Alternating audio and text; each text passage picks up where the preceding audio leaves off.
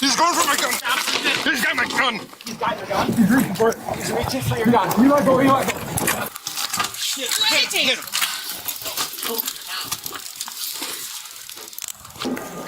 Put your arms behind your back. What started as a regular day inside a McDonald's quickly turned into a chilling moment in one of America's most intense crime manhunts. Customers were ordering meals. Staff were going about their routine. But sitting quietly in a corner was a man law enforcement had been hunting relentlessly. A suspect tied to the brutal murder of United Healthcare CEO Brian Thompson. Then one phone call changed everything. The McDonald's manager noticed something that didn't sit right. The face staring back at her seemed all too familiar. She made a quick call to authorities, and within minutes, police arrived. The man at the center of the nationwide manhunt, Luigi Mangione, was arrested, ending a terrifying chase that had gripped the nation. But what really happened inside that restaurant? How did a seemingly ordinary fast food stop turn into the arrest of a fugitive who had evaded capture for days? What evidence did investigators find that links him to the crime? Before we dive deeper, a quick disclaimer. This video is for educational and informational purposes only. All individuals mentioned are presumed innocent until proven guilty in a court of law. We do not aim to defame anyone or spread misinformation, only to present verified developments surrounding this case. For the latest and most detailed crime updates, without sugarcoating the truth, make sure you subscribe to World Crime Watch and turn on notifications so you never miss a breaking story. Now, let's uncover the full crime story. The city of New York never truly sleeps. Its streets are alive with a constant hum of life, taxis honking, footsteps echoing against the towering buildings, neon signs flickering with their ceaseless glow. On December 4th, 2024, the rhythm of the city was violently interrupted. A life that had touched countless others was abruptly and senselessly taken.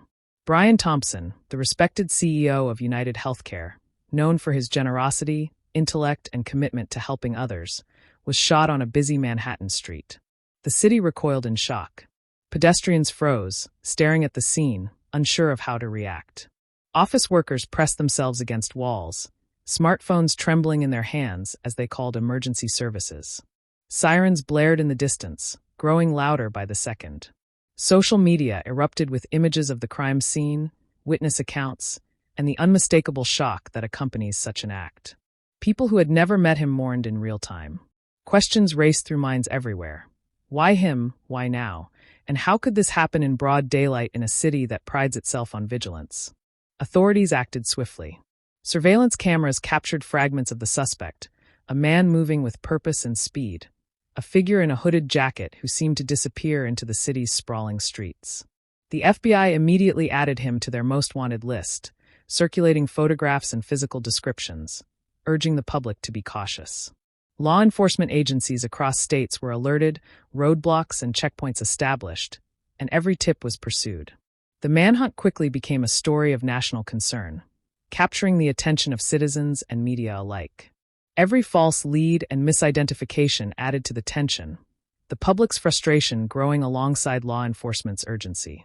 The man behind the crime, Luigi Mangione, was careful, calculated, and intelligent. At 27, he had already demonstrated the ability to evade capture, slipping through borders, blending into crowds, and avoiding detection.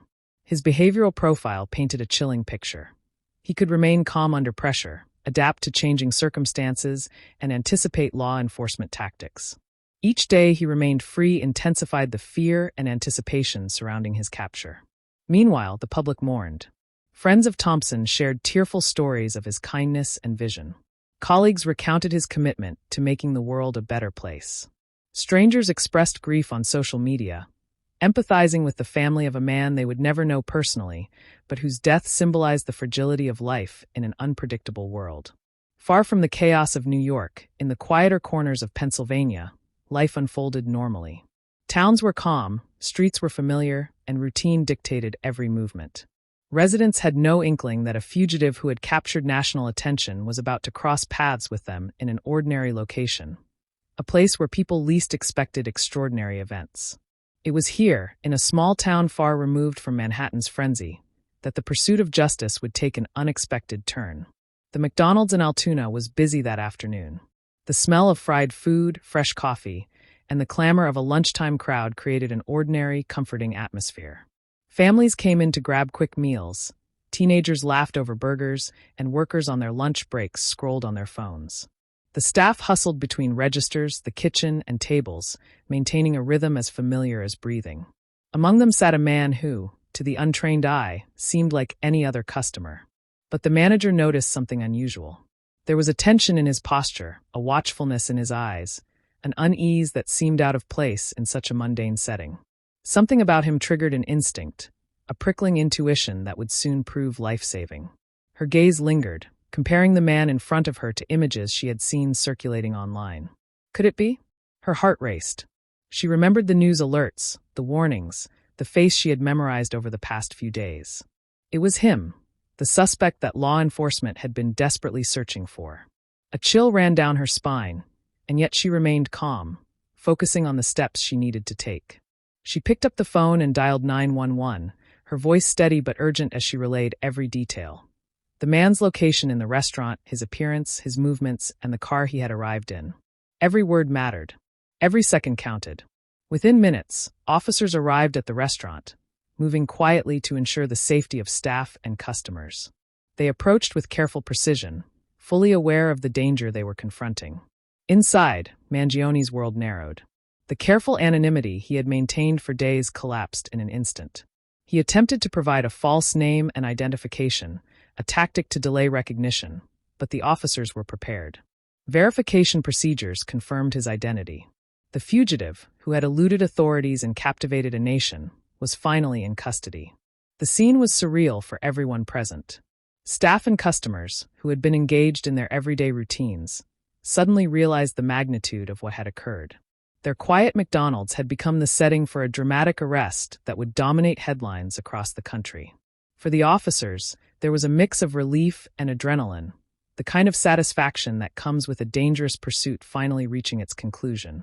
And for the families mourning Thompson, there was a bittersweet relief, a sense that, at least, the person responsible had been found, even if it could not bring their loved one back.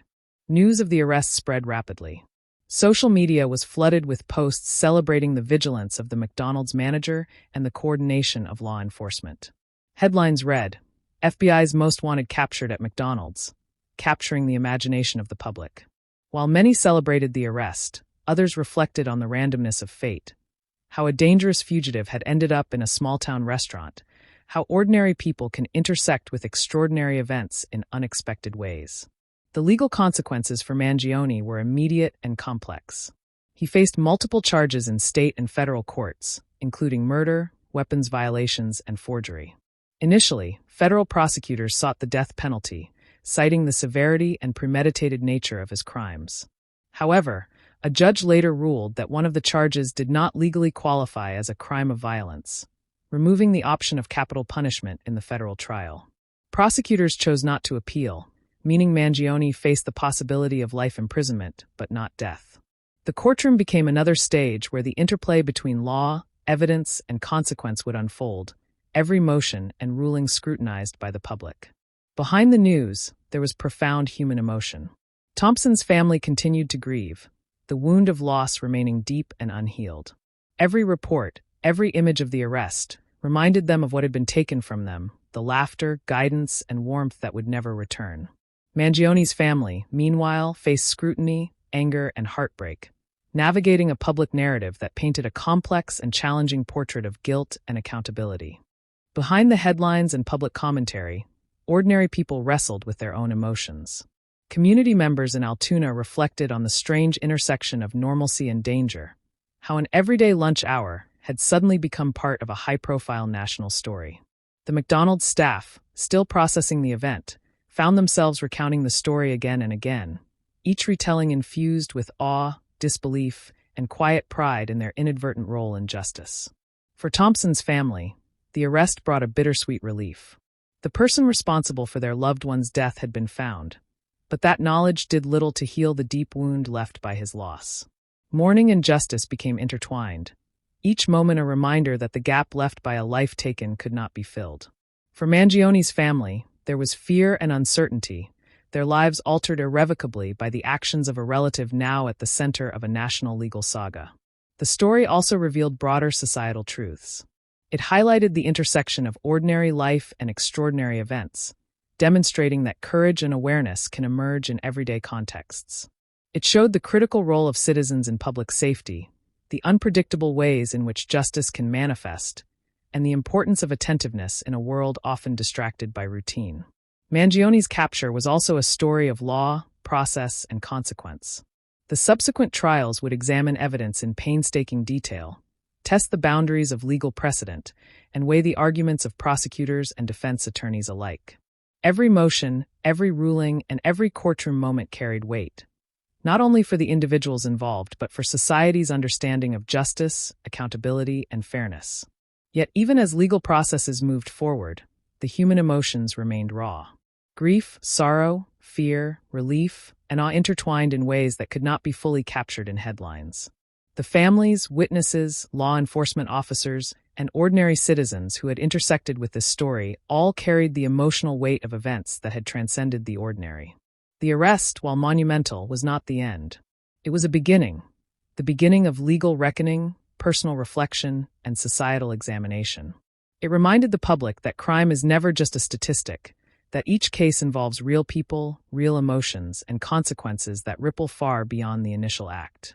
It illustrated the fragile boundary between normal life and extraordinary events, how quickly the everyday can collide with tragedy, and how ordinary human decisions can shape history. For those following the story, it became a meditation on vigilance, responsibility, and empathy. The manager who made the call did not seek fame. She acted out of care and observation. Law enforcement acted with precision and courage. Families coped with grief, uncertainty, and hope for justice. And the public, watching from afar, reflected on the fragility of safety and the unexpected ways courage can manifest. If you want to stay updated on true crime stories, investigations, and in-depth reports like this one, subscribe to this channel and turn on notifications. Every story matters, and by subscribing, you help us continue to bring the truth to light.